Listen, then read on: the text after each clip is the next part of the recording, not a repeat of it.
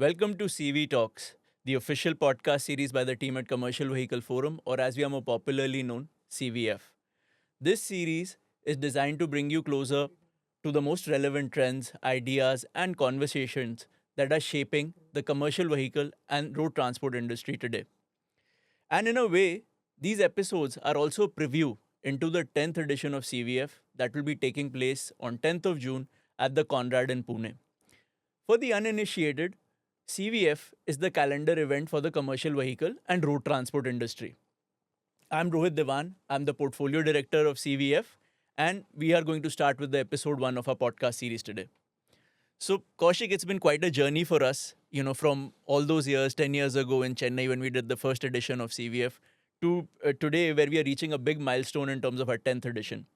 And honestly, it's the people who've supported us, our community who's listening and watching, who've supported us and made this journey so special.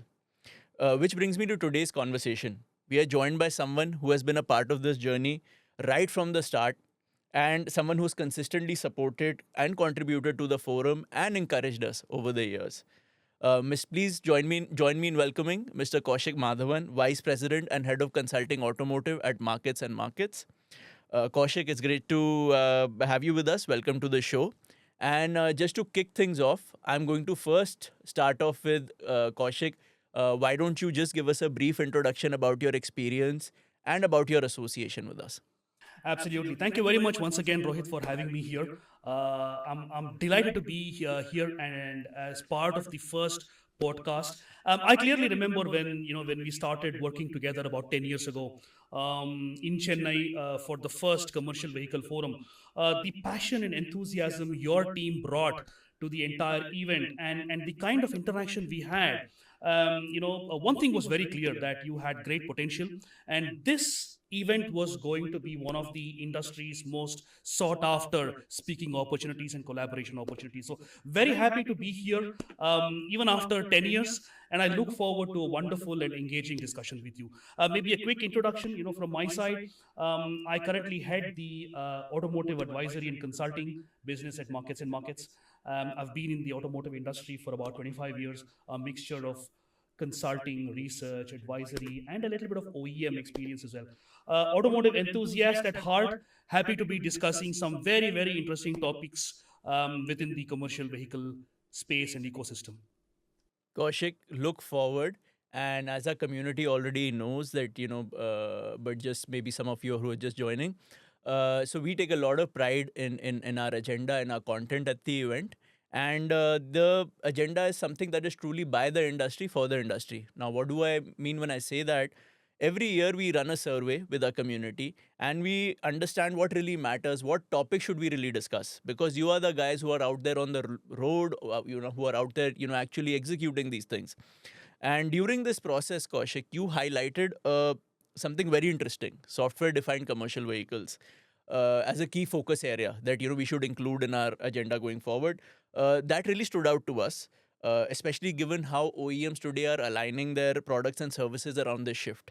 Okay, so we've made it a core part of the agenda and also the focus of today's conversation. And honestly, I couldn't think of a better person than you to kick this off with. It's befitting that you were there with us at the start and you're there with us for the start of this podcast series. So let's start with the big picture. We often hear this phrase: vehicles are becoming computers on wheels. So, from your perspective, what does the shift mean from hardware driven to software driven commercial vehicles? Excellent question. So I think this is a very, very interesting and important topic within the commercial vehicle industry today.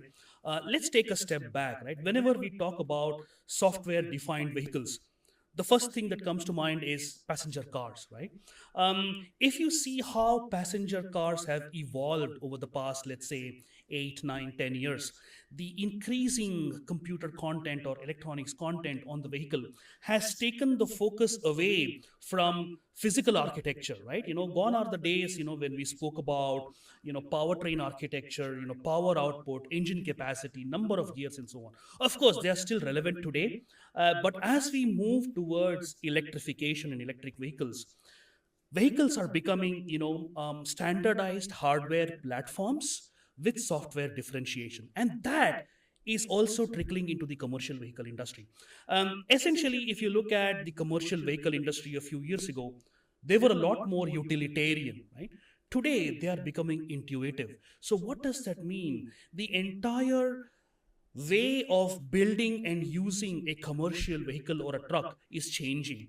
Today, OEMs are looking at increasing the usable or serviceable life cycle or lifetime of a commercial vehicle. So that means from the traditional angle of selling once and monetizing the aftermarket sales, service, and spares is today now being looked at from a selling once, but at the same time, monetizing continuously through software updates or OTA updates. And that is defining how commercial vehicles are being built today across OEMs, whether it is in Europe or in Asia or in North America and so on.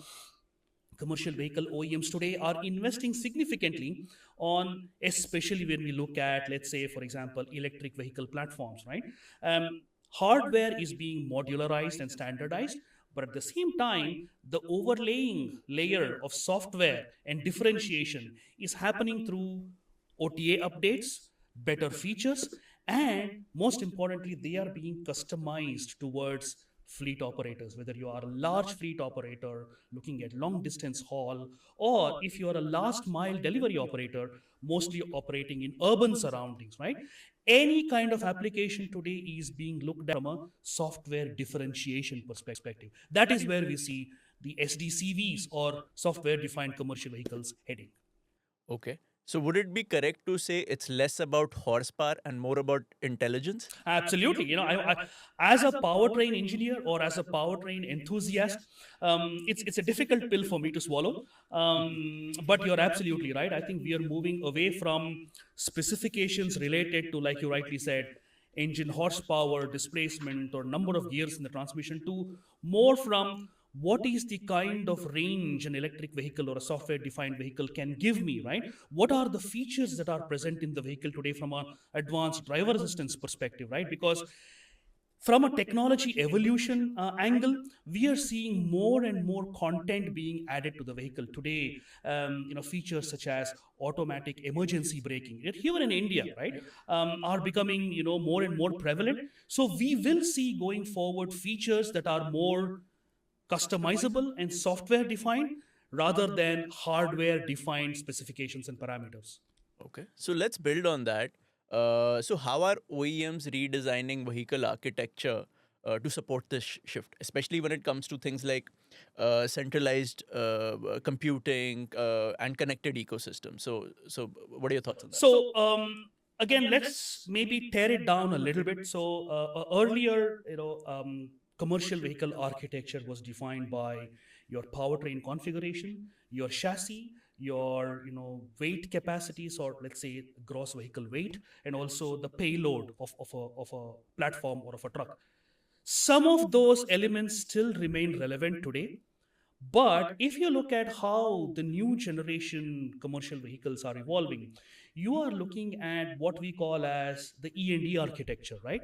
Electrical and electronics architecture. That means we are looking at commercial vehicles becoming, from an OEM's perspective, energy management ecosystem, right? So when I say energy management, it includes your power generation, which could be your conventional IC engine base, could be diesel, could be CNG, could be LNG. There are a few OEMs experimenting with the hybrid trucks, but also a large number of OEMs looking at electric commercial vehicles. So everything from an energy management perspective is going to define the way commercial vehicles are built. So that's the first layer. On top of that, you're looking at everything from, let's say, autonomous driving features, advanced driver assistance features, which are actually making the entire commercial vehicle industry move towards better productivity, better efficiency, and reduced accidents and fatalities as well. So that is the second layer when we talk about features. And the third layer is again from an in-cabin experience centered around the driver, right? So today, as we see trucks covering longer and longer distances, we are seeing that the role of the driver has evolved, right? The driver is now responsible for monitoring multiple parameters within the vehicle, not just driving, but also from a perspective of ensuring safety and a good working condition for the driver. We have features like air conditioning being standard today, in camera monitoring systems in the vehicle to help the driver and also make sure there are no incidents during the journey. So I think there are multiple layers from a software defined commercial vehicle perspective, and that is what OEMs are doing today to essentially standardize some of the features, the hardware features, but achieve some level of differentiation at the software level, at the cabin experience level, and at the same time, vehicle segmental application too. So that is how we feel OEMs are looking at vehicle segment evolution in this. Okay. Okay. And what about the the partner ecosystem and the stakeholders to support this? And these could be suppliers, the government. You mentioned fleet owners, drivers, dealers. I mean, please, if you could. Yeah, I mean that's a very good question. So again, traditionally we've always had the ecosystem being looked at from an OEM and supplier lens, right? But today that is evolving. Of course, OEMs and suppliers, tier one suppliers, still form an integral part. But what is also being added to this ecosystem is especially some of the software companies, right? Today who are offering more and more features and solutions that can be added on top of what an OEM or a supplier is offering. So from a long-term OTA update perspective, for example, right? Today we have some of the software companies or third-party operators who are able to bring in their solutions, add it to the existing hardware architecture, and increase the usable life cycle or serviceable life cycle of a commercial vehicle. For example, a software-defined commercial vehicle today can have a potential usable life cycle of anywhere between 15 and 20 years. Whereas a conventional ICE based vehicle probably had a little lesser than that, right? Or maybe 10 to 15 years, right? So that means the entire discussion about vehicle updates and vehicles being relevant is becoming more and more important, and especially with software updates that is being achieved by third party vendors who are working closely with the suppliers, all tier 1 tier 2 suppliers including the likes of ZF, Continental, Bosch and so on, who are working closely with the OEMs. They are also working with some of the younger startups who are able to bring in new value, new features into a software defined vehicle. Okay. Okay. And in terms of let's say when I talk to fleet owners, like for example, when I spoke about the survey process, so one of the things that again kind of came up in the survey process, and we also discussed this earlier, before we started, in Rima. So Rima from Rima Transport, who's like a mutual business associate, a very dear friend. She shared something very important, which is like, okay, I have a mixed fleet, okay, and now I mean, how do these systems kind of like talk to each other? Interoperability becomes a challenge. So is true standardization still some time away, or are there some practical workarounds for this? Excellent question. We are already moving towards that, right? Now, completely agree with you. I had the opportunity to spend some time with Rima a couple of weeks ago, and this is what we discussed as well. So she has a non-homogeneous fleet, right? So she's got within her fleet of about 100, 200 odd vehicles, she's got about 3 or 4 OEMs, right? And every OEM today offers fleet management services as a standard. But the challenge is for a non-homogeneous fleet operator having a common base of tracking vehicles or looking at specific parameters of performance within the vehicle becomes a challenge, right? So that means today for fleet operators who have a very, very specific value offering, right? For example, a refrigerated fleet. The only option today is, only viable option today is to partner with a third party service provider who can then equip your non-homogeneous fleet with the same level of sensors or diagnostic equipment and also monitoring equipment. So until and unless we have a situation where the OEMs are able to talk amongst each other and offer a common platform that can be used by a fleet operator without having to worry about standardization, this challenge will continue in the Indian market. I think for the next short to medium term of the next 3 to 4, 5 years, we will have this situation where we will be reliant on a third party service provider who will be able to put the same diagnostic equipment sensors in all your fleet vehicles and then offer you, a fleet operator, with a common monitoring hardware and solution. But yes, I think, I do agree with you. We need to move towards an OEM offered solution, which is focused on interoperability, so that the fleet operators can just use plug and play solutions instead of having to invest in a third party solution, which obviously is increased costs, but at the same time defeats the purpose of having an OEM offered solution for telematics and fleet management. Absolutely, Kaushik. And so I'm going to touch upon something that you shared during the introductory questions, which is over the air or OTA updates. So now, how is that changing the life cycle of commercial vehicles? Excellent. So that's a very interesting point, right? So what we are seeing, again, quite a few learnings from the passenger vehicle segment. With software defined vehicles coming in, the entire relevance of model year updates is becoming less and less important. So what does that mean? Till a few years ago, if you bought a conventional IC engine vehicle during a particular model year, that stuck with your entire vehicle life cycle. Like, for example, you always said, I have a model year 2015 vehicle or model year 2016 vehicle, right? But today, as we transition towards software defined vehicles, that relevance is reducing. So that means even if you have a 4 year or a 5 year old vehicle, with the latest software updates, you have the latest vehicle, right? So even if you have a vehicle that you bought this year or 3 or 4 years ago, once the over the air software update happens, you will still have the latest set of features and parameters in your vehicle. So I think the entire model year relevance will reduce, like I said, and most importantly, from a residual value or a resale perspective, right, this becomes more important too. So you will be able, your vehicles will be able to command a better resale value or a better residual value because you have the latest software update and patches on your vehicle. So I think going forward, OTA updates and software updates will actually play a big role in ensuring fleet operators have the latest features on their vehicle, irrespective of how old the vehicle is. Okay. And now let's shift to fleets more broadly. How is software and telematics improving real world efficiency, safety? So obviously, for a fleet operator, having a control room that looks at their entire fleet of vehicles in terms of geofencing, track and tracing, performance, and so on, is still very important and relevant from an India perspective.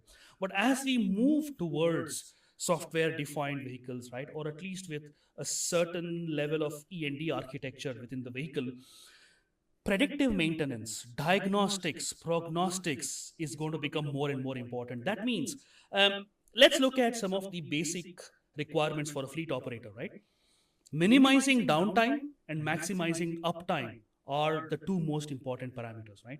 Because as long as the vehicle is standing, it's not generating any revenue. So for a fleet operator, it's very important that the vehicle is always on the road, and that means vehicle health is going to become important. So with new generation fleet management systems, predictive maintenance, fleet operators are now able to see which vehicle is likely to face a technical problem or a technical challenge and make remedial solutions available to it well in advance, right? So that way they are able to take solutions, right? It could be a spare part, it could be something that needs servicing within the vehicle, to the location of the vehicle instead of waiting for the vehicle to break down and then address it, right? So everything from a predictive maintenance and diagnostics perspective, fleet management systems today are playing a big role.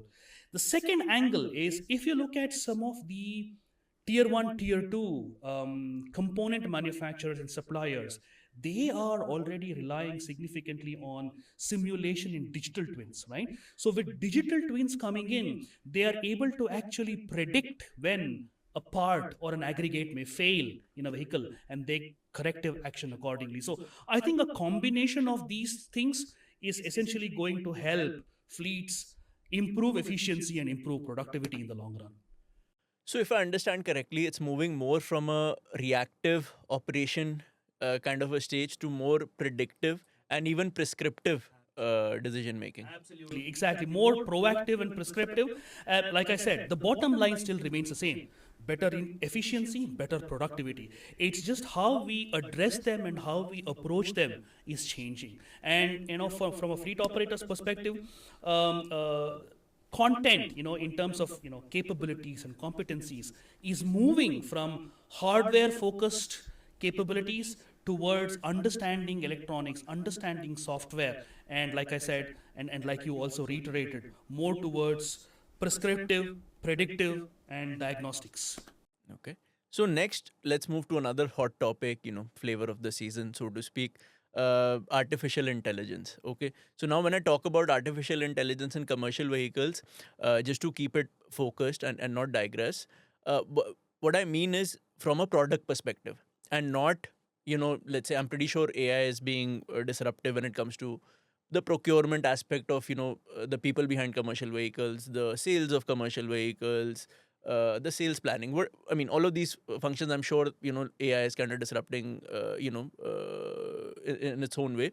But when it comes to the product perspective, AI and commercial vehicles, if you could. Yeah, absolutely. So for me, the most important use case of AI in a commercial vehicle is safety, right?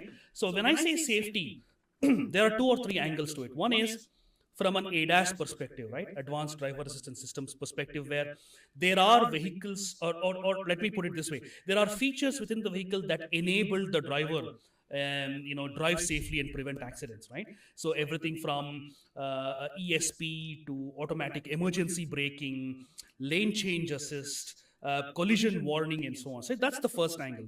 The second one is more from an in-cabin experience, right? Today, AI is being used in driver behavior monitoring, right? For example, there are multiple cameras within the cabin that predict driver behavior just to ensure there is safety involved, and at the same time make sure that the driver is operating under optimum conditions at all points in time.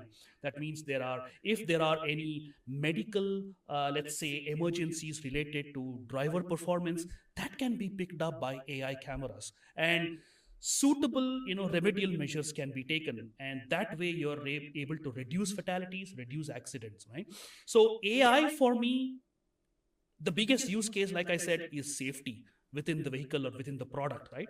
And that importance is going to increase. Today we are talking about even aftermarket solutions, right? Not only just OE fitted solutions, there are also aftermarket solutions that offer stereo based camera systems, right? That can be retrofitted. So you don't have to worry about having older generation vehicles which probably do not have any kind of AI. There are companies offering aftermarket solutions that you can adopt and make your fleets a little smarter, a little safer, right? And that is where we see AI within the commercial vehicles. Of course, there are other use cases and applications, but I think, for the sake of this discussion, one of the most important points is safety, and that is what I wanted to touch upon. So Kaushik, in terms of these features, they sound, really interesting and really innovative. But is this like the Indian ground reality, or is it more, this thing pertaining to, the Western markets? Excellent question. I love that. So when we look at AI from the Indian context, there are again two buckets, right? So you've got technologies and solutions that are infrastructure dependent, right? Let's say, for example, you need lane markings, you need certain infrastructure features like proper roads or signages or any kind of electronic surveillance equipment and so on and so forth, right? So any infrastructure dependent features or technologies will take a long time in India to be adopted, right? However, there are a few features which are infrastructure independent, right? That means they do not rely on any kind of external infrastructure. It is just, let's say, between vehicle to vehicle communication. For example, when we talk about automatic emergency braking, right? So it is just communication between two trucks, right? That triggers automatic emergency braking and so on. So those kind of features, right? Automatic parking assist systems, right? Lane keep assist systems, or anything related to surround view camera systems, right? You've got 360-degree cameras which were standard in passenger cars, now coming into commercial vehicles as well. So I believe that any technology or feature which is independent of external infrastructure will find application in India, right? And that is where we see technology heading. So that also means the drivers and fleet operators will get the opportunity to experience these features, right? And as we move towards infrastructure dependent features, like say, for example, there are still pockets and regions in India where internet and telephone connectivity is minimal, right? There could be patches. So those areas, where vehicles are operating, infrastructure independent technologies will still work, right? So that is where we see applications from India perspective. And I strongly believe that the next 3 to 4 years will see a significant proliferation of these kind of features. Okay, got it. Now, Kaushik, coming to some of our last questions, in terms of, you mentioned that trucks are continuously evolving through software. Okay. So now, how does that change the total cost of ownership kind of calculation when it comes from a, fleet operator perspective? So yeah, that again a very good question. So from a TCO perspective, we are already moving away from TCO towards TVO, right? So we are moving towards total value of ownership, right? So instead of vehicle fleets being looked at from a cost perspective, we are already looking at it from a value perspective, right? What kind of value does a commercial vehicle add over a period of time? Now, so for a fleet operator, right, the ability to update software regularly itself becomes a huge opportunity to extend the serviceable life cycle of a vehicle, right? So for a fleet operator, gone are the days when they had to renew their fleet every 6 years or every 7 years or every 8 years. Now they can extend that to 12, 14, 15 years. So you are able to get more value out of a vehicle over a longer period of time. That's number one. Number two, with OTA updates, you are now able to look at specific customized packages that are relevant to you, relevant to your fleet, right? So you can look at ADAS packages or software packages or even safety related packages that are customized to your operation and your fleets. So with the underlying telematics software or telematics or a fleet management software platform, you can pick and choose what is relevant to you. So with an OEM, you can have a subscription package, right, that will run for a year, specific to safety, specific to fuel efficiency improvement, specific to a particular use case segment application, and that is going to help you drive better value for your fleet customers and your end users as well. So that is where we see value addition being looked at, moving away from TCO towards TVO. Okay. So would it be correct to say the value would not just be in the vehicle, but what it can maybe continuously deliver? Absolutely. So over a period of time, what is the value that the vehicle can deliver, and at the same time, how it can be monetized for a fleet operator or for an OEM? How do you make revenue over a longer period of time, even after selling the vehicle? That is going to be the deciding factor. Okay. Okay. Great. So that's a great note to end this conversation on. Thank you so much, Kaushik, for joining us today and sharing such valuable insight. It's always a pleasure to speak with you. And for everybody who's watching and listening, if the conversation got you thinking, there's lot more. There's lot more waiting for you. At CVF 2026, you'll experience many more such insightful discussions. So do join us on 10th of June at the Conrad in Pune and be part of these conversations that are shaping the commercial vehicle and the road transport industry in India. You can find more details on our website, cvforum.in. and we will also be sharing links in our post and our description of this video. So thanks again, Kaushik, and thank you to our viewers and listeners. Do stay tuned for more episodes of CV Talks. And until next time, it's goodbye from us, and thanks for tuning in. Thank you very much, Rohit, for this opportunity. Always a pleasure talking to you. See you, everyone, on 10th of June at Conrad in Pune for the 10th edition, if I'm not wrong, of CV Forum. All the very best. Thank you.